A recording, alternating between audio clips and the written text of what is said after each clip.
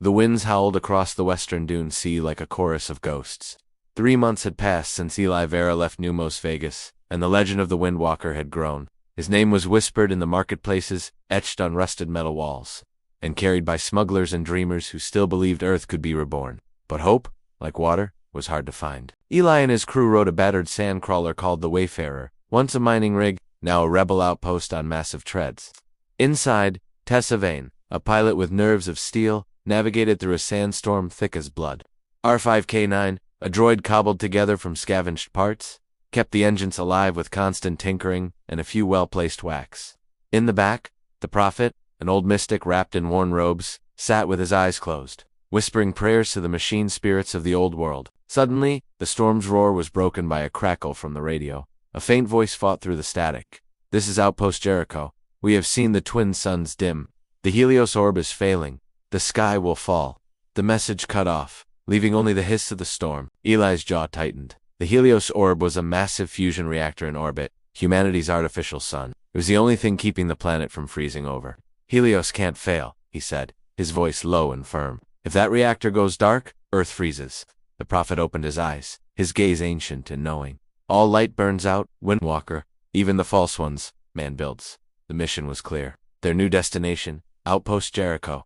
They had to find the truth behind the message and stop the fall of Helios before the world was plunged into an eternal, frozen night. But they weren't the only ones listening.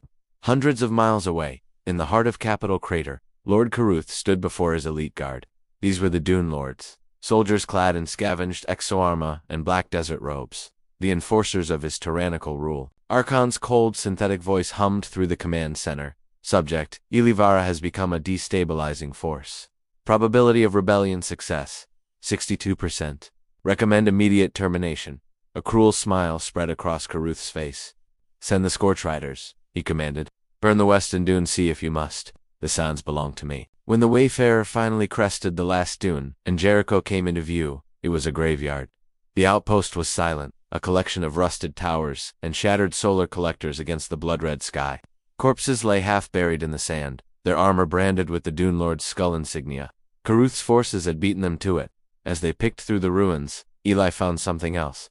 Half-buried in the sand was a massive bunker door, sealed with ancient symbols he didn't recognize. The Prophet touched the cold metal reverently. "This is old Earth tech," he whispered. "Pre-collapse. A vault of knowledge."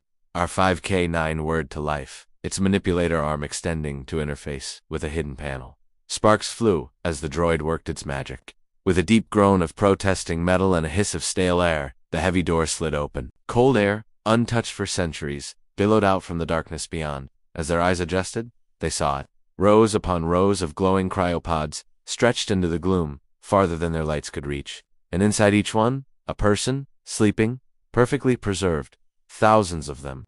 Eli's heart pounded in his chest. There, survivors, from before the burning. But the Prophet looked uneasy, his eyes scanning the silent, sleeping faces. "Or prisoners of their own arrogance," he murmured. They ventured deeper into the vault, their footsteps echoing in the vast, silent chamber. They soon found what they were looking for, a massive data core, humming with latent power. On its side was a single emblem, a symbol of a forgotten age. Yet one Eli recognized from old-world stories. The logo of NASA. This was more than just a historical archive. The data core held a map to something greater. A project thought to be a myth, Project Exodus.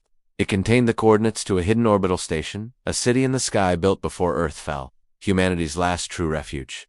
As Eli began uploading the precious data to a portable drive, alarms blared through the ancient facility. The ground shook. Outside, the horizon blazed with fire. The Scorch Riders had arrived. Tessa's voice crackled over the comms. "They found us. We're surrounded." Jets streaked through the light of the twin suns, dropping firebombs that turned the dunes to glass. The Wayfarer shuddered under the bombardment. Eli grabbed the Prophet and the droid. "No more running," he said, his voice ringing with resolve. "We make our stand here." They burst from the vault into a whirlwind of smoke and flame. It was a desperate battle, rebels against machines, hope against tyranny. Eli wielded an energy rifle he'd built from scavenged tech, its blue plasma bolts tearing through the Scorch Riders' ranks. Our 5K9 zipped through the chaos, hacking enemy drones mid-flight and turning them against their masters. Then, a shadow fell over the battlefield. Lord Caruth's personal gunship descended, its engines roaring like thunder. It was a beast of a machine, bristling with cannons. Eli stood his ground, facing it head-on. He raised his rifle, took a deep breath, and fired a single, overcharged plasma shot straight into the gunship's reactor core. The explosion was blinding. It lit up the desert like a second sunrise, a brilliant, cleansing fire, as the wreckage of Caruth's ambition burned. The surviving rebels and the newly awoken sleepers from the vault began to gather in the ruins of Jericho. Eli raised the NASA data core high above his head, his voice echoing across the dunes. The sky remembers us. The stars are still ours. The age of sand ends tonight. A roar of approval rose from the crowd, a sound of hope that had been silent for far too long. A month later, deep in the wasteland, a transformed Wayfarer rose from the sands. It had been refitted, its rugged frame reinforced and its engines upgraded, turning the sandcrawler into a launch ship. Eli and his crew prepared for orbit, chasing the promise of Project Exodus. As the twin suns set for what they hoped was the final time on this broken world, Eli looked back at the golden desert stretching to the horizon. "We turned our world into Tatooine," he said softly, a bittersweet smile on his face. "But maybe we can turn the stars into home." With a deafening roar, the engines ignited. Flames lit the night sky, and as the ship climbed higher and higher, humanity's last hope left the sands of Earth behind, racing towards a new dawn among the stars. Thanks for watching. Don't forget to like this video and subscribe for more stories from the wasteland.